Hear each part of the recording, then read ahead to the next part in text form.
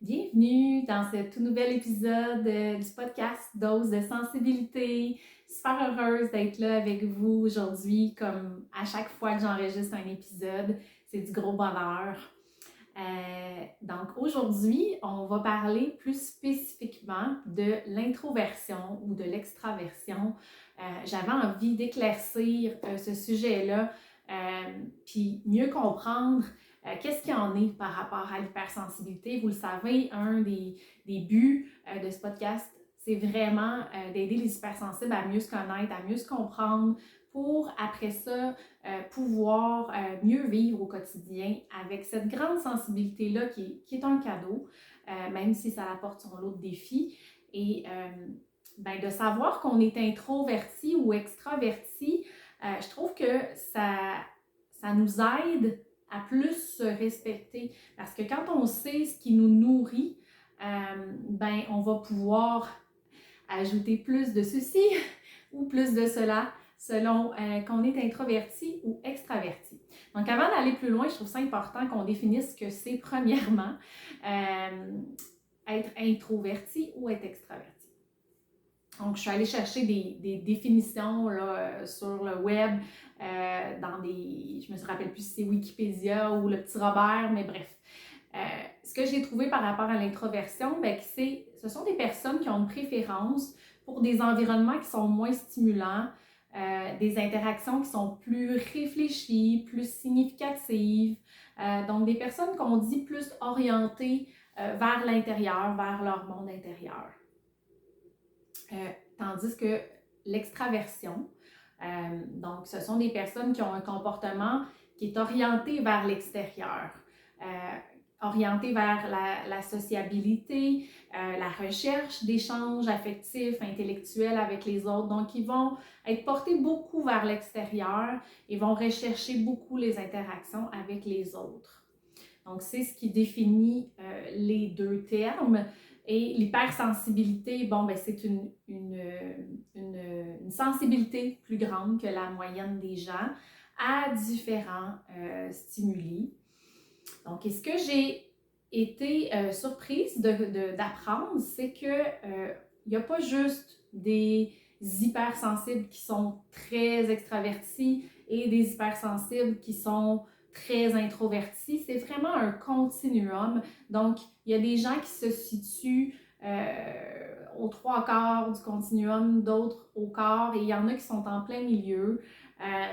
Moi, j'ai découvert récemment que je suis à peu près dans le milieu, donc presque égale là, majoritairement, moitié introverti, moitié extraverti. Ce qui fait en sorte que autant j'ai besoin d'interaction, j'ai besoin d'être en connexion avec les autres, que j'ai besoin aussi beaucoup de moments de solitude, de moments d'introspection, d'être vraiment calme et dans mon monde intérieur, si je peux dire. Donc, pour moi, c'est super important d'avoir, je dis équilibre, mais l'équilibre parfait dans la vie, ça n'existe pas, là, mais d'avoir une harmonie entre les deux.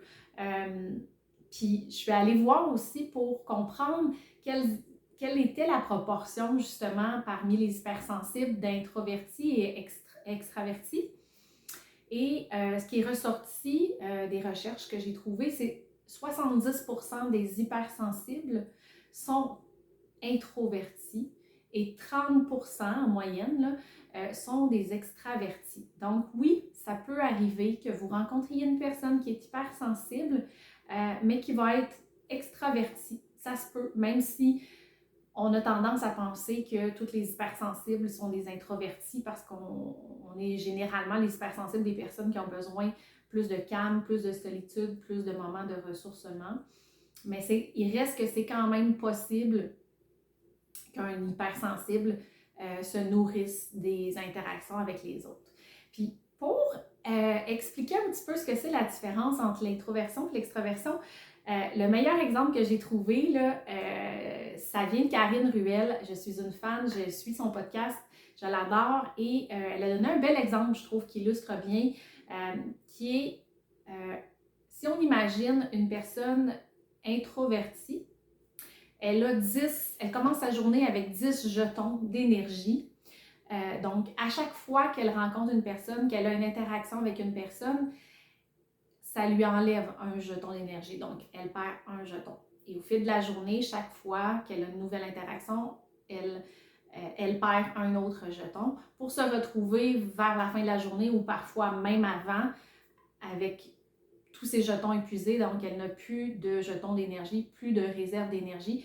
Et là, la personne introvertie va ressentir le besoin de se retirer pour se retourner plus vers son monde intérieur, va avoir besoin de solitude, de calme pour refaire le plein, finalement. Donc, c'est pas du tout qu'elle aime pas les gens, parce que des fois, il y a ce préjugé-là ou ce mythe-là par rapport à l'introversion, que ce sont des gens plus sauvages ou des gens qui n'aiment pas le monde. C'est pas ça du tout. C'est que eux ou elles, peu importe, ces personnes-là, ben, ça les épuise parce qu'elles ont besoin de contacts plus intimes, plus profonds. Donc, aiment moins tout ce qui est échange de surface. Et ben, ça va demander plus d'énergie. Donc, elles vont s'épuiser plus rapidement. L'inverse, si on prend une personne qui est extravertie, elle commence sa journée, elle n'a pas de jetons. Elle a besoin des autres pour se nourrir. Donc, au fil de la journée, chaque fois qu'elle rencontre une personne et qu'elle a une interaction avec une autre personne, elle gagne, elle accumule un jeton d'énergie. Donc, vous comprendrez que c'est vraiment à force d'échanger avec les autres, d'avoir de nouvelles interactions, qu'elle accumule son énergie, qu'elle accumule les jetons. Donc, va finir sa journée peut-être avec 10 jetons d'énergie parce que elle, ça l'énergise d'être au contact des autres. Donc, c'est la grande différence entre les deux. Je trouvais que c'est vraiment... ça ne peut pas être mieux illustré. Et les hypersensibles, ben, c'est vrai qu'on a plus besoin de se retirer, plus besoin de calme, de moments de silence. Mais dans les épisodes précédents, quand j'ai parlé des types d'hypersensibilité et des caractéristiques, j'ai parlé entre autres qu'il n'y a pas une hypersensible qui est pareille. Donc, ça se peut qu'un hypersensible ait soit hyper stimulé par exemple les émotions des autres, les énergies, mais ne soit pas sensible au bruit. Donc, soit à un niveau de tolérance plus élevé au bruit, aux lumières et tout ça. Donc, ce qui va faire en sorte qu'elle va moins s'épuiser qu'une autre personne en étant dans une foule où il y a beaucoup de bruit, beaucoup de lumière, beaucoup d'odeur et beaucoup de gens. Donc, elle va probablement être moins introvertie qu'une personne hypersensible qui est très, très, très sensible, par exemple, au bruit et à tous les stimuli externes. Je ne sais pas si je suis claire, mais c'est chaque profil hypersensible est différent. Donc, c'est ce qui fait que il n'y a pas un hypersensible qui va être introverti ou extraverti de la même manière. On peut pas, c'est pas un lien direct qu'on peut faire l'hypersensibilité et le tempérament de la personne. Il y a beaucoup de facteurs qui peuvent influencer ça, comme par exemple des facteurs biologiques, des facteurs psychologiques, des facteurs environnementaux. Tu sais, si je donne par exemple une personne hypersensible qui a grandi dans un milieu familial, dans une famille nombreuse, par exemple, ou aussi une famille qui était, on va dire, très pratiquante, donc qui chaque semaine allait dans des grands rassemblements religieux. Comme c'était une famille nombreuse, il y avait souvent des gros parties de famille avec beaucoup de gens, de la musique.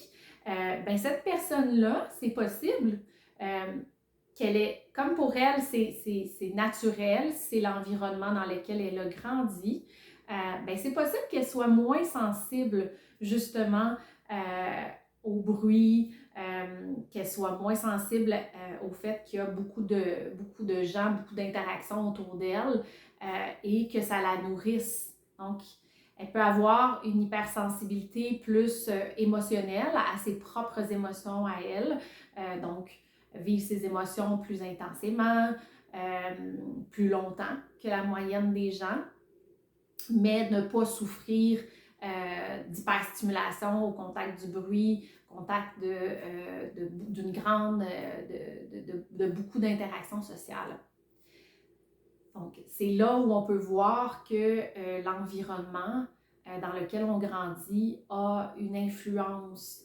Même chose au niveau psychologique ou génétique, tu sais, à l'heure où on est maintenant, il n'y a pas de recherche qui est capable de statuer encore la provenance de l'hypersensibilité. Est-ce que c'est juste génétique? Est-ce que c'est dû au développement dans l'enfance? Est-ce que c'est un mix des deux?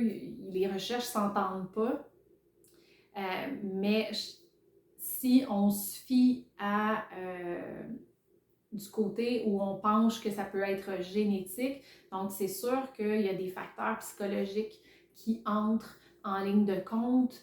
Je donne par exemple un autre exemple, une personne qui grandit dans un milieu familial où les parents sont plutôt introvertis, ont tendance, ben pas ont tendance, mais où, par exemple, il y a un historique d'anxiété ou de dépression.